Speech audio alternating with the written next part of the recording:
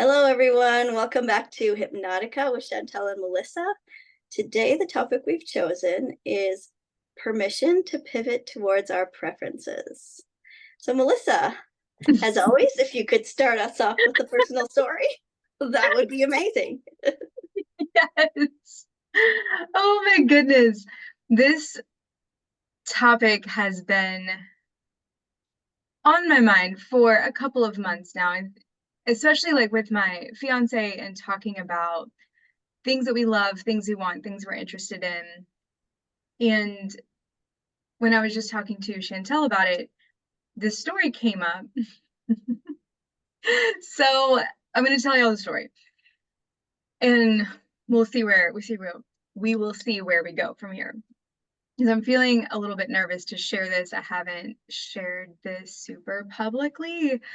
I have been in non-monogamous relationships for almost 9 years at this point. I met someone before my fiance, and things were going great. He had another partner.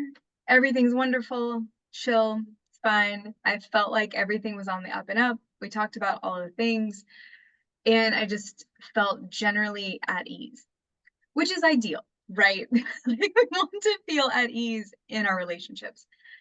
There was discussion about, she doesn't live in the same state as us. So there was discussion about her coming up to where we live and us hanging out, going on a date. I would get to meet her because that is also my preference, is to eventually meet my partner's other partners. So we had planned the things loosely, but there was a breakdown in communication on their side and then on his side with me. And all the feelings came up and all the things got prickly. And I felt like, and I still feel this way, like everyone has permission and grace to be human. Or I try to give people as much grace as possible to have their human reactions because I do too. Nothing is perfect, no one has perfect communication. I was still on board to continue doing the thing. And like whenever she got here, we would hang out. And then more things happened. And I started to feel emotionally unsafe. So then, and here's where we were coming up with the topic of like pivoting towards our preferences. Because I was feeling unsafe and I was communicating this at the same time. It's not like this was happening in my head and I wasn't sharing this with him, but I was feeling unsafe. And in that, I chose my safety. If this were 20 years ago, I would have just sucked it up and gone out and done the thing and would have been miserable, would have been weird. I wouldn't have been my full self. It would have created more problems because they would have picked up on that as well. Some people can look at that as me being conflict avoidant or not trying hard enough, not communicating well enough. But because of my own internal filter, my own like traumas that I've dealt with, I had to run it through my system and choose what would feel like the most safe option for myself, for my body, for my experience. And so I chose to back out of this.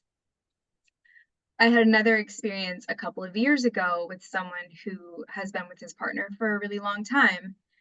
And the same thing, we had super open communication, things were great. I told him probably 4 or 5 months into us dating that I wanted to meet his other partner at some point. And he was like, yeah, absolutely.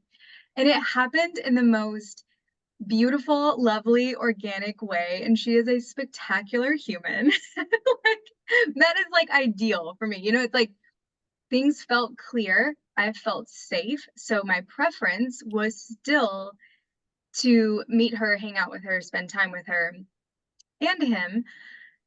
But it's when I look at both of these situations, that situation with her felt way more open and clear, where the other situation, the story I was leading with, felt very constricted. It felt scary. It felt very like unknown. Like I have no idea what I'm going to walk into, and I don't feel like I'm going to be properly Like, space is not going to be properly held for me, and I can't hold all of it. So then I just decided, like, this is not for me. Point being, when you're faced with a decision, you're allowed to change your mind. You might choose one thing, but you can come back and change your mind if you need to. But always listen to what your body is telling you. Do you feel expansive? Do you feel contracted? Sometimes we may not know, and then you can just take more time and more space if you need to. But paying attention to what would make you feel safer, feel calmer, feel more at ease within yourself, but then also you can ask for that too and see if that can be provided for you. Chantel, you I have love more that. things? I love that, like, the expanded and contracted thing, because I keep forgetting about, like, asking and listening in that way, and I think that's a beautiful way to do that. Mm-hmm. So much to say on the topic. I think the filter in my mind that had to change before I could completely allow myself to pivot towards my preferences is the filter that, I received in childhood. Most of us did, that we had to be right and good, and um, that things were black and white, but basically that I had to be right and good in order to be worthy. And so everything went through that filter of like, will this make me a bad person? Will this make me a Mm-hmm. good person? And it didn't run at all through the filter of what experience in life do I wish to prefer? Like, what do I prefer right now? What do I wish to experience? How do I wish to feel? And a lot of people don't take into consideration to, like, I know this will be so left field for some people, but the idea of psychic attack. Basically, when Mm-hmm. someone's sending you bad vibes or bad thoughts, or somebody thinks really badly of you, like when you feel that someone's not giving you the benefit of the doubt. And when it's not just, you're making it up in your head, whether you have that filter that everyone hates me, like it's not that. It's a totally different feeling when you've Mm-hmm. had an interaction with someone who isn't taking responsibility for their stuff and is placing blame on you and not giving you the benefit of the doubt. Mm-hmm. So, finding myself in those situations now, I do pivot towards what I prefer. I do allow myself to be like, I don't deserve to feel this way. I don't want to Mm-hmm. feel unsafe. And so I'm going to opt out. And, people can make me feel guilty. People can try to, whatever, try to get their way however they want. But that doesn't change the fact that I'm proud of myself for trusting myself. And I don't have to like stress about it now. Like it's Mm-hmm. just I've chosen, and it doesn't matter if it's right or wrong. It doesn't Mm-hmm. matter if it's good or bad, or if it makes me or them a good person or a bad person. I give myself permission to pivot towards what I prefer. That's a lot of peace, but I love it. Uh, the mantra that I keep telling myself is my preferences sustain me. My preferences keep me Mm-hmm. safe. And navigating like that, I can see, almost like hindsight's 2020, like I can see how it has protected me, how these little pivots, like how my preference has kept me safe. Mm-hmm. And I like that. Like we're born with desires. Why not allow ourselves to have them? Like we don't have to be slaves of other people and try to make, like, it's not about like being afraid of conflict. I know you and I have that in common. We don't like conflict very much. Mm-hmm. But it's more about the inner peace, that we prioritize our inner peace, and like that is like the highest priority. And no, we're not perfect. you know. Mm-hmm. Yeah, we melt down like any other humans do. But that's okay. Like just making it okay, giving that permission is just such a big shift for me. It's so different than the way I used to operate. Like Same. I used to be a slave of everyone in my circle. Mm-hmm. And like where was I? Like I didn't know where like I started and they ended, or like Mm-hmm. the boundary, I guess, wasn't there. And I think boundaries not only keep us safe, it keeps other people safe too. Like You know, it doesn't, like, our preferences sustain us, keep us safe, but our preferences also keep other people safe. Because, like, when we're in a trigger, we're not safe for other people.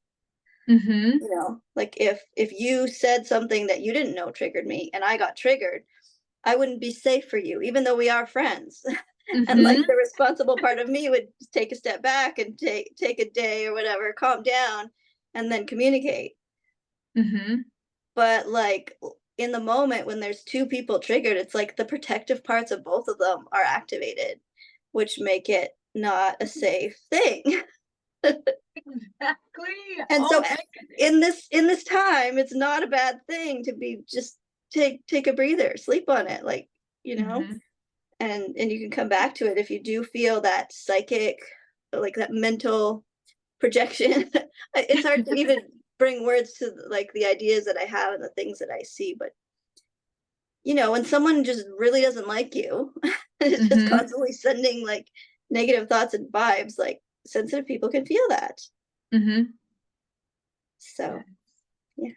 yeah. Yes. Oh, the triggers. I It's so funny, before we started recording, this had popped into my head. I'm like, "Oh, am I gonna tell this story?" And then I was like, "No," but then you said this, now I'm gonna tell the story. So 'Cause it's what you right. you can change your mind at any time. Exactly. Um, my fiance and I've talked about how to handle conflict. Like, we're both Libras, so nobody wants to deal with the conflict, but we are, I feel like, very open with each other, and like everything's on the table, basically. Like when we talk about the things, we talk about the things.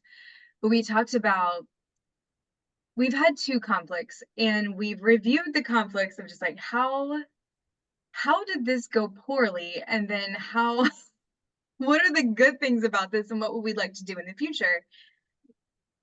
And why am I telling the story? Hang on. Triggers.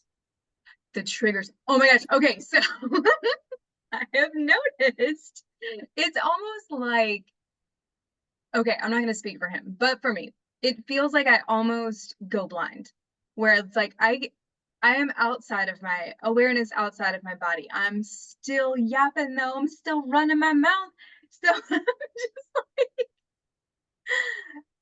we've talked about this too, and we did a better job the second time of when we're noticing that we are in a triggered state, that it's totally okay to ask for the space to like pause for a second, like, okay, I'm feeling some kind of way. I need some space. And he is absolutely available to do that too if he needs that. It's extremely difficult in the moment because that while the part of me doesn't want to do conflict, doesn't want to experience that, but also the part of me that wants to resolve it immediately, combined with the triggered part, is like the trifecta of insanity. I cannot communicate effectively.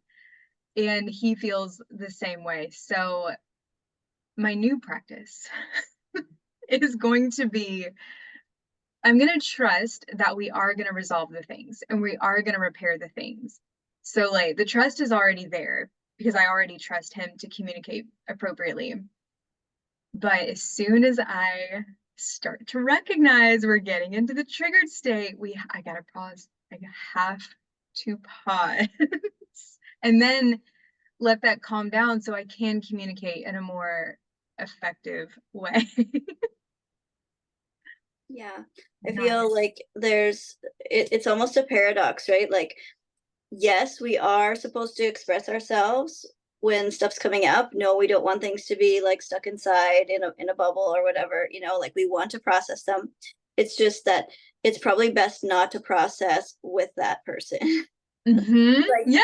it's either find someone who's like emotionally neutral towards a situation that you trust, like, you know, some Mhm. kind of friend or therapist, or like write about it, scream into a pillow, whatever you got to do, Mhm. like express. But like, yeah, I definitely, because I'm in human design, I have emotional authority, which means my emotional waves are just like, whoa, you Yeah. know? So I prefer to communicate with my loved ones when I'm on a more neutral playing field. And so I like Mhm. to sleep on it and write and process first myself before I communicate, okay, this is how, what you said, it made me feel like this, and this is why, blah, blah, blah, or whatever, like just Mhm. in a more mature fashion instead of like just blowing up. Yes, definitely. Yes. I was listening to an audiobook this last week or two when I was doing my drives. Esther Perel, The State of Affairs. Oh my goodness. Such a good book. Like, it's got all the stuff about relationships and the various like nuances and possible conflicts and like ways to communicate and all of these things. It's like just going really deep into the humanity of of both sides. And what I loved about it was more towards the end of the book was just all about, I don't know if she used the word sovereignty, but like that's the word I like. It's Mhm. basically where we're not owned by another person, like that we're in a relationship with someone, yes, but like it's it, it's like almost like, well, every so often we get together and we review it, like, is this working for us, kind of a thing. Mhm. And it's not just okay, I'm signing this paper for the rest of my life, now I don't belong to me anymore, like that does not resonate with me at all. Mm-mm. Nope. Nope. Yeah. So she does talk about open relationships, and Mhm. I just like, she has a way of explaining things and saying like it's not about being pro this and anti this. It's about looking at all of the different pieces. And she's counseled a lot of people who have been hurt from affairs, and like some of them can't recover from it, and some of them find like a brand new life from it. Mhm. Like they now could talk about what they haven't been able to talk about for so long. And like whereas one would Yes. have certain needs and the other one doesn't, and how to, like, there's so much nuance. And Mhm. yeah, I was driving so I couldn't take notes, but like I'm gonna get the paper copy and I'm gonna take Yeah. notes, and we're gonna talk it all about it on the podcast for sure. Yes. Book club. Yes. That would be so fun if we did that. Yeah, I don't know, I just feel like life has so much more to offer when we're not like owned by someone else, or like put ourselves in that position of being owned. I don't Mhm. feel like we were meant to operate like that. Exactly. Definitely. Yeah, I don't think so either. Like, I just think about my parents and about my dad. He shifted religious beliefs quite frequently, or like changed religions several times throughout his life. And how Mhm. my mom just followed it along. And it was like, you know, she could have had a mind of her own and Mhm. chose her own preferences and what she believed to be true. And maybe I don't understand all of the stuff about it, but just that's just one thing that comes to mind about just like not allowing someone to change our minds in such a big way. Mhm. Because I know she loves traditions, and like she loved all the Christmas and Thanksgiving and Easter. Yeah. Like she was the most, she did all the things with us, like the songs. It was amazing. And now she's not allowed to do any traditions, and it makes me sad for her because I don't Mhm. feel like she would necessarily prefer that. But Yeah. I also know there's nothing I can do about it, and I gotta let it go. And I do, and I'm grateful for my past, 100%, Mhm. because like in every bad thing, there's been a lesson. Mhm. And that's why we're here. We're here to we're here to learn those lessons, right? Yes. Yeah. Yes. So anything else coming to mind for you about preferences and sovereignty, giving ourselves permission to, you know, do what we want? Ooh, understand that it's gonna feel really scary and really threatening at first, until you start to get used to listening to yourself not making yourself wrong because you are feeling some kind of way. You need to change your mind because you're not, like Chantel was saying, like there's nothing that's right or wrong. It's just whatever you choose to do. This is your life. This is Hmm. what experience do you want? Like it's a Yes. completely Yeah. different thing than having to be right and good in order to be worthy or safe. Hmm. Definitely. Yes. Mhm. Yeah. Trust yourselves. I'm just Yes. looking at my notes here. Being safe, feeling safe is very important. Hmm. And just including ourselves in the equation, not being like, "Oh, okay, well, this is going to be best for them or this is going to be best for the planet." Like it's like Hmm. it has to include us too, or it's not complete. Definitely. Parents who sacrifice for their kids and stuff, like sometimes I don't feel like we realize that, our example is a big thing too. Like it's not about, oh, them seeing us do the right or good thing. It's about them seeing us choose the life that we prefer also. Hmm. Yes. Yeah. Absolutely. Yes. All right. Thank I think y'all. that's all I have to say about that. Yes. It just At least for so now. important. It's just so important to me. I could just talk Hmm. about it forever, really. Yeah. Me too, because I've been on the opposite end of the spectrum for so long, Yeah, where yeah. like I am not a part of the equation. It's always the other people. So that Yes. mm-mm. Get out of that sacrifice mentality. Yes, Start yes. living. Yeah. Hmm. It's actually a gift to the world, like people think that it's, if they sacrifice and do all these things that they're helping, but I feel like when we take care of ourselves and fill our own cup, we can be the most helpful to others. Hmm. For sure. Yes. Yeah. Thanks for hanging out with us, y'all. And we will see you soon. Bye.